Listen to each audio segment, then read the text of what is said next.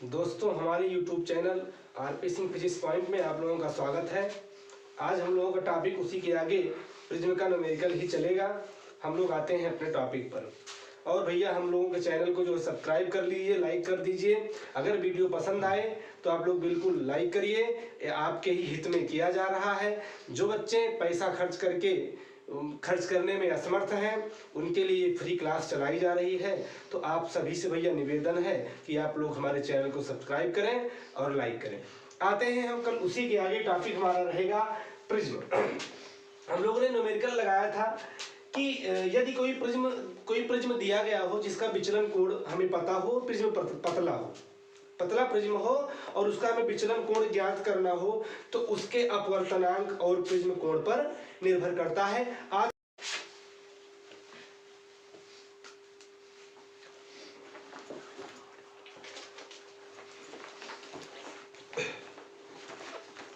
वायु में स्थित कांच का पतला प्रिज्म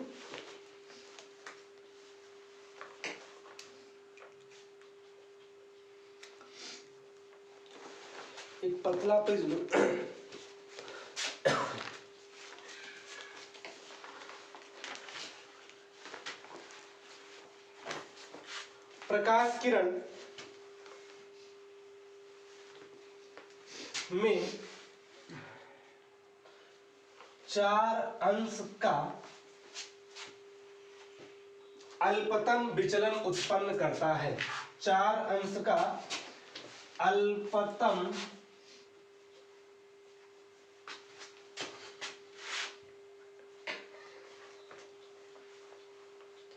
विचलन उत्पन्न करता है। यदि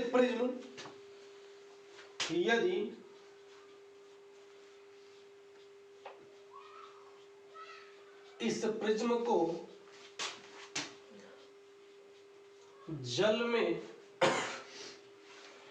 रख दिया जाए, यदि इस प्रिज्म को जल में रख दिया जाए, तब यह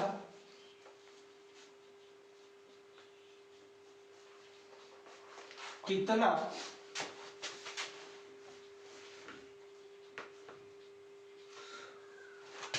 विचलन उत्पन्न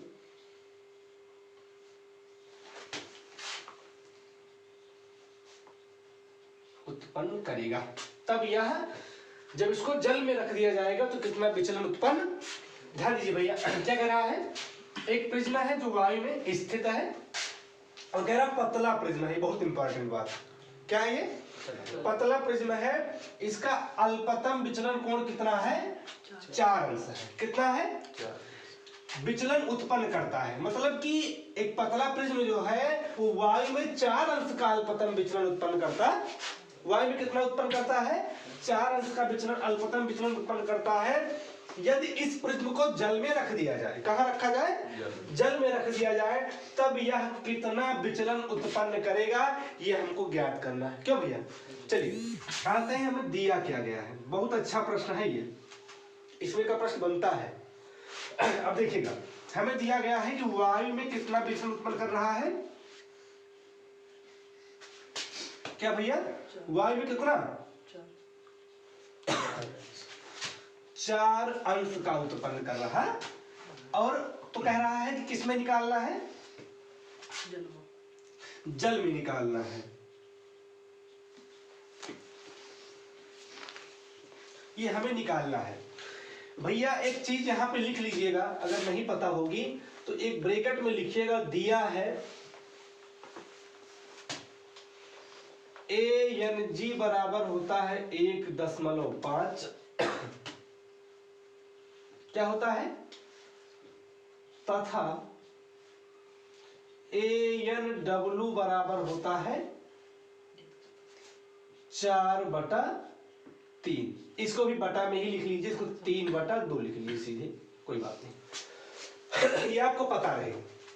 तो इसमें और भी लिख लीजिएगा, ANG बराबर दिया है 3/2 और ANW बराबर दिया है 4/3।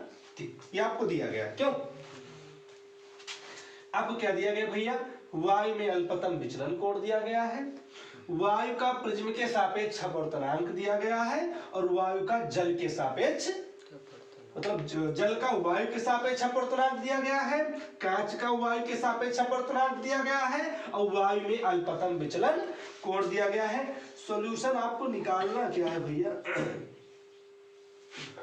आपको निकालना है जल में, क्या निकालना है, जल में अल्पतम विचलन कोण का मान।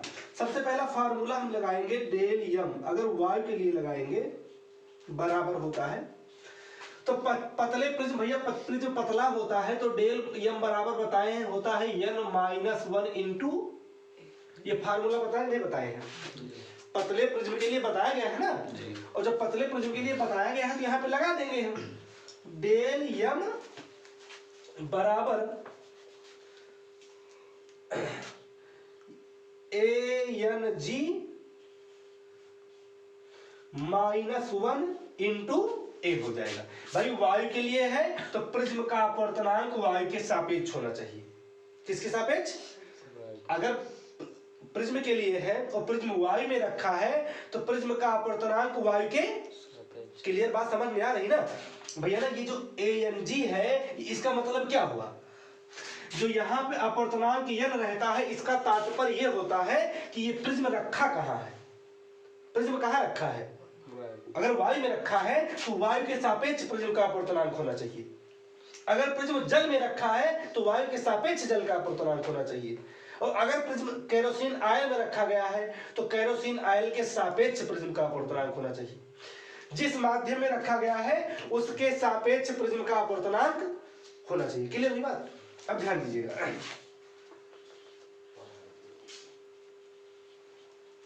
ANG का मान कितना दिया गया है, बोलो भाई, 3/2 -1 और इंटू ए का मान हमें, लेकिन भैया डेल यम वायु में कितना है ये तो पता है, कितना पता है, 4 अंश। 3/2 -1 इंटू ए रखेंगे, अच्छा इसको घटाएंगे कितना आएगा, 4 अंश बराबर घटाएंगे यहाँ पे तो 3 - 2/2 इंटू ए, ये 1/2 इंटू ए हो जाएगा, और ए बराबर 4 दूनिया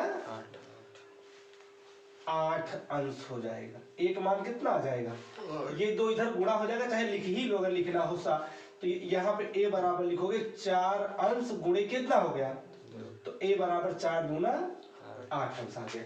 अभी ये केवल ए का मान है जिसे हम प्रिज्म कोण कहेंगे ना। अब उसके बाद निकालना है जल में विचलन कोण, तो फार्मूला लगाएंगे डेल यम, वायु लिखेंगे बराबर, अच्छा भैया ये वायु के सापेक्ष जल का अपवर्तनांक है ना, तो यहाँ पे जो लगेगा अपवर्तनांक फार्मूला जो लगेगा वो WNG -1 इंटू ए लगेगा। क्या लगेगा, जो यहाँ पे जल में निकालना है, जल में क्या निकालना है हमको, विचलन कोण निकालना है, तो जब जल में विचलन कोण लगाएंगे तो अपवर्तनांक किसके सापेक्ष होना चाहिए, जल के सापेक्ष, क्यों ना, जब भाई जल में निकालना है तो जल के सापेक्ष अपवर्तनांक होना चाहिए। क्लियर है ना, तो जब जल के सापेक्ष अपवर्तनांक अगर निकालेंगे तो इसका फार्मूला होता है WNG, अगर समझे हम यहाँ पे देख लेते हैं, ये भैया WNG बराबर अगर समझे ना तो ये फार्मूला बनता है ANG और बटा AN, पढ़ाए थे उत्क्रमणितक सिद्धांत से, याद होगा बताए थे ना कि उत्क्रमणितक सिद्धांत से अगर 3 माध्यम है, जो पीछे वाला माध्यम है वो ए के सापेक्ष ऊपर चला जाता है और जो आगे वाला है वो ए के सापेक्ष बटा में चला आता है, तो यहाँ पे WNG बराबर क्या लिख सकते हैं, ANG बटा ANW -1 इंटू क्या रख देंगे, ए रख देंगे। अब यहाँ पे मान रखिए डेल यम अगर जल का निकालेंगे, ANG का मान कितना है, 3/2 और ANW मान 4/3, उसके बाद माइनस गुणे अंदर अंदर गुणा कर लेंगे और बाहर बाहर गुणा करेंगे, तो डेल यम बराबर 3 त्रिका और 4 दुनिया -1 इंटू ए। होगा कि नहीं होगा? अच्छा चलो एक मान रख दो। एक मान कितना है? 8 अंक आया है। चलिए आते हैं, अब घटाइए भैया। डेल यम बराबर निकालेंगे 9 और 8 -1 कितना होगा? -8। मतलब -8 और बटा कितना हो जाएगा ये? 8 और इंटू कितना लिख देंगे? 8 अंश लिखेंगे। घटाइए, ये कितना आएगा? 9 में से 8 गया, 1 बटा 8 और गुणे कितना हो गया? 8। तो डेल यम अगर हम जल में देखें तो कितना आ गया? 8 से 8 क्या हो गया? कैंसिल हो गया। तो भैया ये जल में विचलन कोण हमें मिल गया। बात क्लियर हो गई ना? कोई दिक्कत किसी को? लगा लीजिए।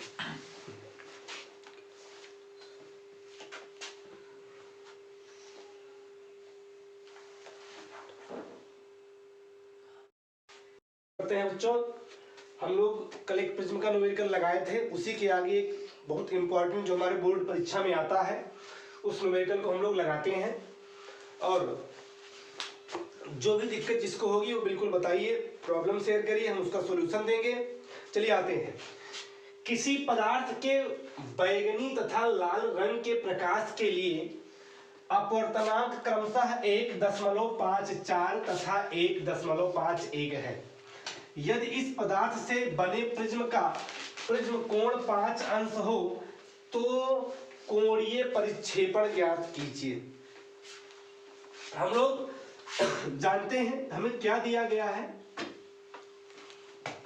बैंगनी के लिए अपवर्तनांक कितना है? यन भी हमें दिया गया है। यन भी बराबर दिया गया है 1.54 और यन आर का मान दिया गया। लाल रंग के लिए प्रिज्म का अपवर्तनांक 1.51। देखो भैया, मैंने कहा ना बैंगनी प्रकाश के लिए अपवर्तनांक सबसे अधिक होगा कि नहीं होगा? मैंने बताया था ना कि बैंगनी प्रकाश के लिए अपवर्तनांक बच्चों सबसे ज्यादा होगा और लाल के लिए सबसे कम। तो बैंगनी प्रकाश के लिए प्रिज्म का अपवर्तनांक कितना है? 1.5 और लाल प्रकाश के लिए कितना है? 1.5। हमें ज्ञात क्या करना है? और साथ में प्रिज्म कोण दिया है, ए का मान दिया है 5 अंश। ज्ञात करना है कोणीय परिक्षेपण, मतलब भी थीटा भी आर ज्ञात करना है। क्लियर है ना? हमें थीटा भी आर ज्ञात करना है। तो मैंने बताया है कि न्यूमेरिकल लगाने में सबसे पहले इंपॉर्टेंट ये होता है बात कि आपको ये पता होना चाहिए कि हमें कौन सा फार्मूला प्रयोग करना है जिससे हमारा लग जाएगा। तो इसके लिए मैंने फार्मूला बताया है। भैया देखिए, प्रिज्म कोण बहुत कम है ना? प्रिज्म कोण 5 अंश का मतलब प्रिज्म बहुत पतला है ना? प्रिज्म बहुत पतला है। और जब प्रिज्म बहुत पतला है तो उसके लिए मैंने बताया है पतले प्रिज्म के लिए कोणीय परिक्षेपण यहां से लिखेंगे। पतले प्रिज्म के लिए कोणीय परिक्षेपण थीटा भी आर बराबर होता है यन भी माइनस यन आर इंटू ए होता है। भैया यन भी माइनस यन आर इंटू ए, आप फार्मूला देखिएगा। पतले प्रिज्म के लिए थीटा भी आर बराबर होगा यन भी माइनस यन आर इंटू ए। अब बताइए यन भी का मान कितना दिया गया है? 1.54 दिया गया है। यन आर का मान कितना दिया गया है? 1.5 और ए का मान कितना है? 5 अंश। कितना है? ए का मान 5 अंश है। थीटा भी आर बराबर निकालेंगे, घटाएंगे तो 0.0। भाई 4 में से 1 जाएगा तो कितना बचेगा? बोलो 3 बचेगा ना? और 5 में से 5 जाएगा 0 बचेगा, 1 में से 1 जाएगा 0। गुणे कितना करेंगे? 5 कर देंगे। थीटा भी आर बराबर आ जाएगा 5 तिहाइयां 0.0 3 बचे 15 1 5 हो जाएगा। ये आपका बेटा क्या हो जाएगा, कोणीय परिक्षेपण। क्या हो जाएगा, कोणीय परिक्षेपण। चलो इसको लगा लो, और जो भी बच्चे वीडियो देख रहे हैं स्क्रीनशॉट ले लीजिए इसका, क्योंकि तुरंत इसको मिटाने वाले हैं।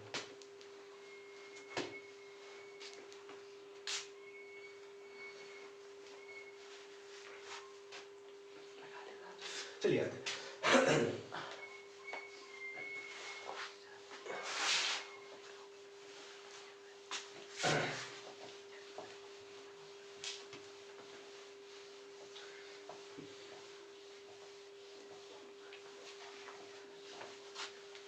चलिए, इसमें का एक न्यूमेरिकल आगे और लगाते हैं, इसके बाद चैप्टर यहाँ पे खत्म करते हैं हम लोग। एक प्रिज्म, प्रश्न है, सब लोग साथ में लिखिए। एक प्रिज्म, एक जिसका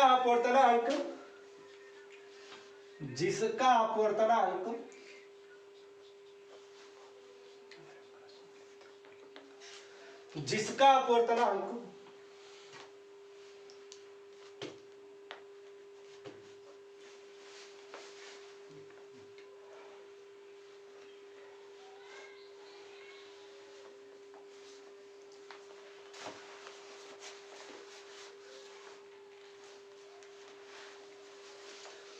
लाल प्रकाश, लाल तथा बैगनी प्रकाश के लिए, लाल तथा बैगनी प्रकाश के लिए 1.61 तथा 1.65 है, 5 है। पदार्थ की परिक्षेपण क्षमता, पदार्थ की परिक्षेपण क्षमता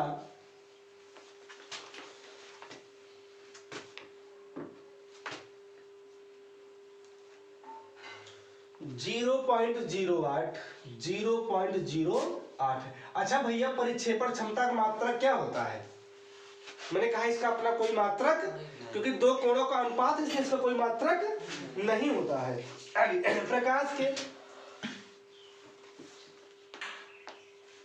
प्रकाश के पीले रंग के लिए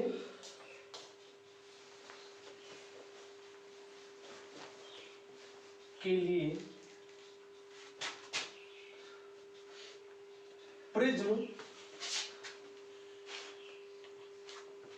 का विचलन कोण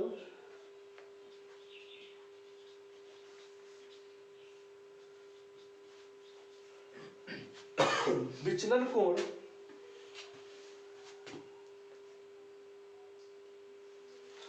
5.0 है,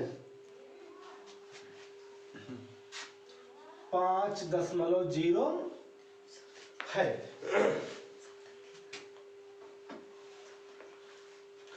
अंश है। उसके बाद निकालना है प्रिज्म का, लिखिए प्रिज्म कोण ज्ञात कीजिए। प्रिज्म कोण ज्ञात कीजिए।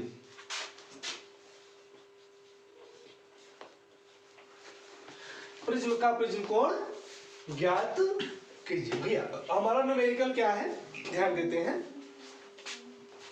एक प्रिज्म जिसका अपवर्तनांक लाल तथा बैगनी प्रकाश के लिए 1.61 तथा 1.6, मैंने बार बार मैं बता रहा हूं कि बैगनी रंग के लिए प्रिज्म का अपवर्तनांक अधिक होता है और लाल प्रकाश के लिए सबसे, ये अब एकदम दिमाग में सेट कर लीजिए, क्लियर है ना। पदार्थ की परिक्षेपण क्षमता 0.08 है। प्रकाश के पीले रंग के लिए प्रिज्म का विचलन कोण 5 अंश दिया गया है। प्रिज्म कोण ज्ञात कीजिए। चलो बच्चों बताओ हमें दिया क्या गया है। गिवन में क्या है, लाल रंग के लिए अपवर्तनांक 1.61 और बैगनी रंग के लिए 1.6। और भैया कोणीय वर्ण विक्षेपण क्षमता अगर बात किया जाए परिक्षेपण क्षमता की, परिक्षेपण क्षमता ओमेगा बराबर 0.08 दिया गया है। डेल वाई पीले रंग के लिए अब विचलन कोण कितना है 5 अंश है। हमें ज्ञात करना है प्रिज्म। क्या ज्ञात करना है? क्लियर है ना बच्चों? चलिए सॉल्यूशन आते हैं। फार्मूला लगाएंगे। वर्ण विक्षेपण क्षमता, वर्ण विक्षेपण क्षमता अगर देखा जाए ओमेगा बराबर होगा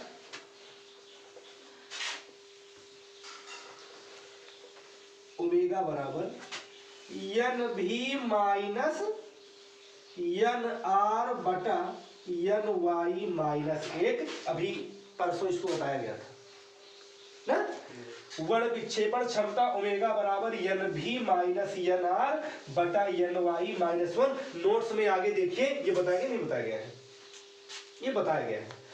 अब भैया ओमेगा का मान हमें पता है, ओमेगा का मान कितना दिया गया है 0.0। सभी मान को लाकर यहाँ पे रखेंगे। ओमेगा का मान रख दिए। एन भी का मान कितना है 1.6। एन आर का मान कितना है 1.61 बटा एन वाई माइनस 1। मतलब हमें एन वाई का मान यहाँ से मिल जाएगा ना भैया। चलिए आगे आते हैं हम लोग।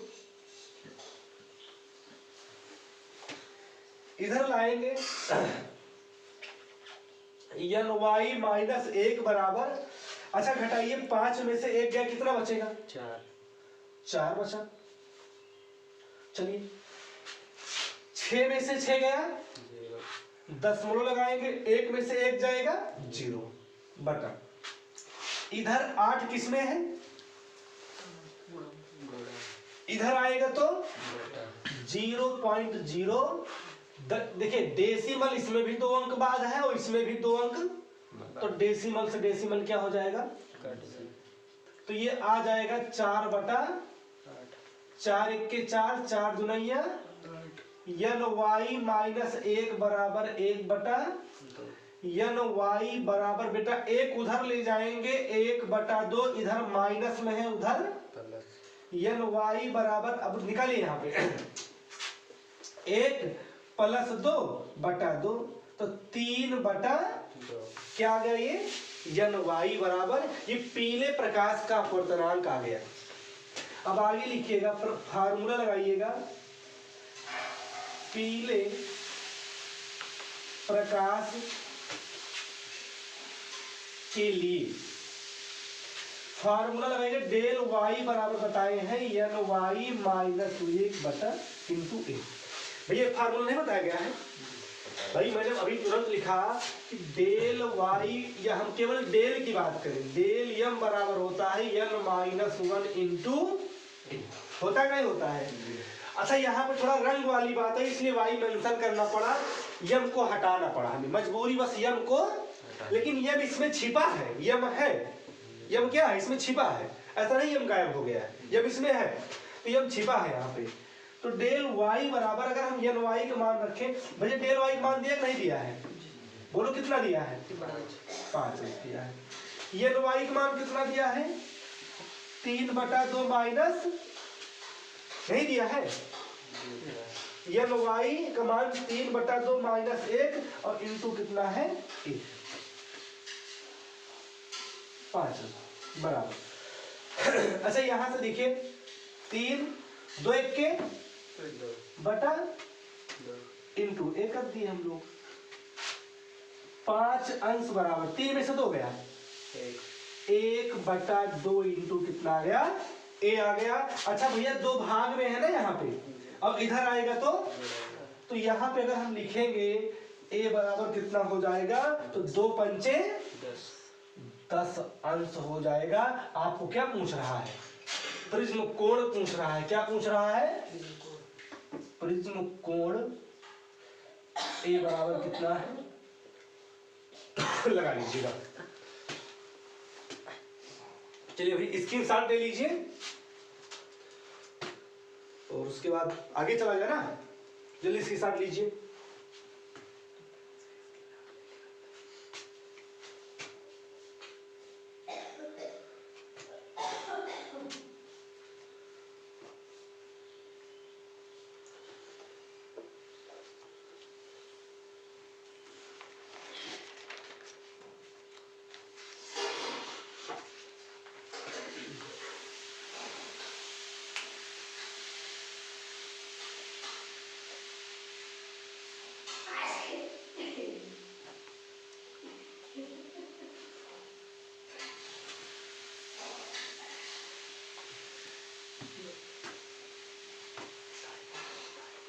आगे चल रहे भैया, उसको मिटाए फिर।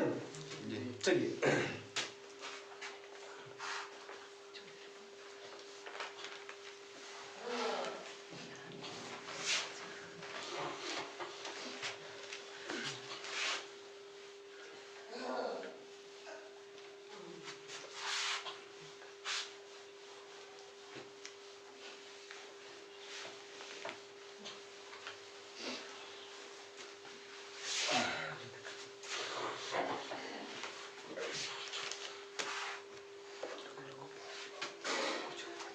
एक लास्ट प्रश्न रहेगा इस टॉपिक का, बिल्कुल एकदम लास्ट प्रश्न रहेगा, अंतिम प्रश्न। एक प्रिज्म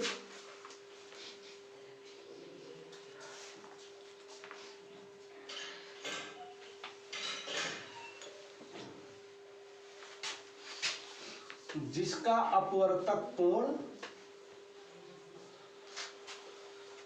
60 अंश है। कितना है बच्चों? 60 अंश है। नीले, लाल तथा पीले प्रकाश के लिए, नीले, लाल तथा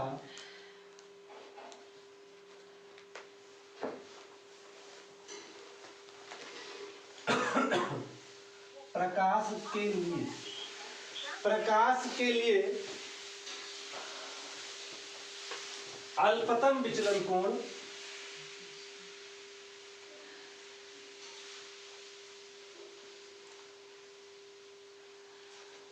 अल्पतम विचलन कोण 53 अंश, 51 अंश, 53 अंश, 51 अंश तथा 52 अंश है।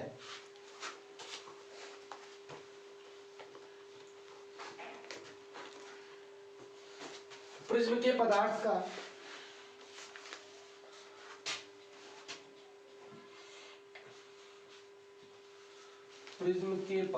का परिक्षेपण क्षमता ज्ञात कीजिए। इन लोगों का समापन वाला सवाल है, तो लास्ट का सवाल है। इसमें देखिए क्या हमें दिया गया है।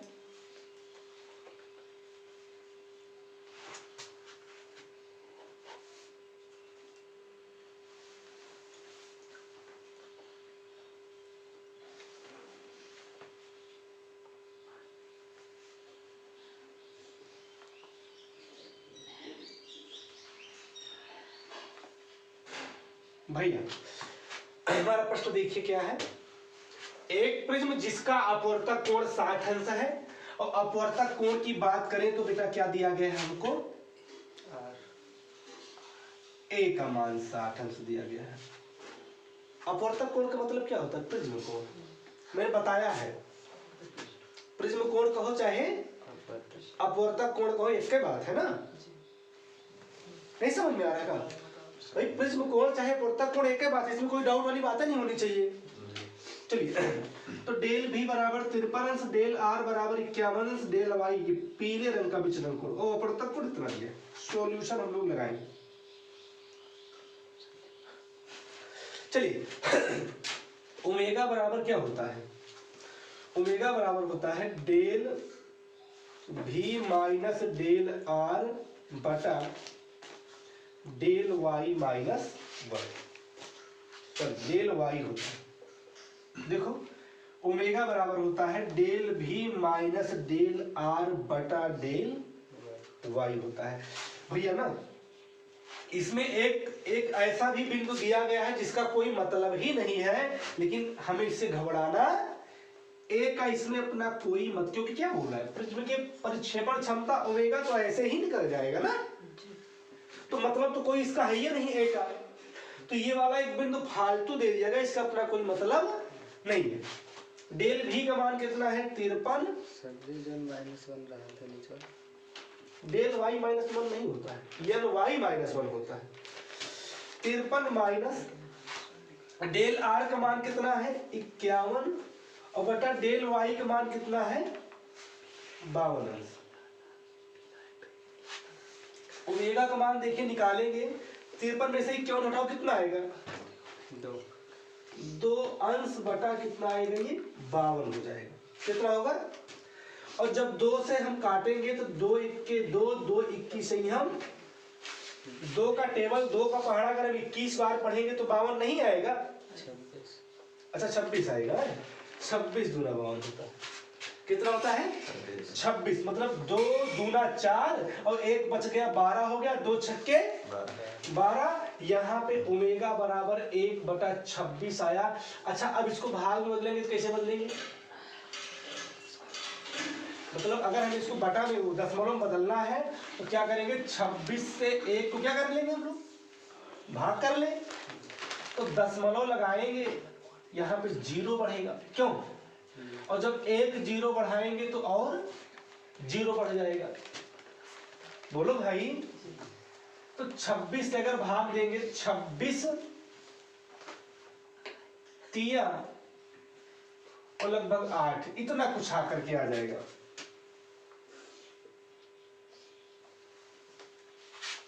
0.38 करके आ जाएगा कोणीय परिक्षेपण। लगा लीजिए इसको, और जो भी देख रहे हैं वो स्क्रीनशॉट ले लीजिए क्योंकि तुरंत खत्म होने वाला है।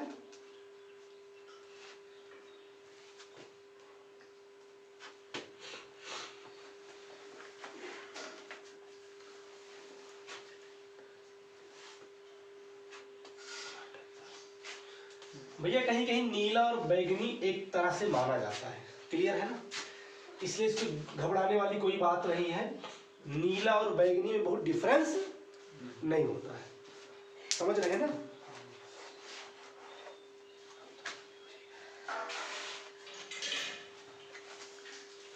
क्लियर है ना, तो लिख लीजिए, उसके बाद इसको मिटाया जाए।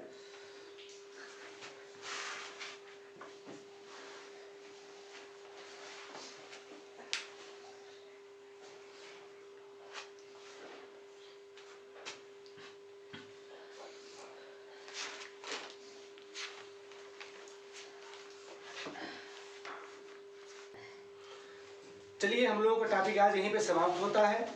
आप लोगों से निवेदन है कि हमारे चैनल को सब्सक्राइब करें, लाइक करें और ज़्यादा से ज़्यादा शेयर करें, ताकि जो भी बच्चे कक्षा 12 में पढ़ रहे हैं उनको इसका पूरा फ़ायदा मिल सके, और वो निःशुल्क अगर ये चलाया जा रहा है तो इसका फ़ायदा वो बिल्कुल पाएँ और बेहतर अपनी पढ़ाई को सुचारू रूप से चालू रख सकें। धन्यवाद।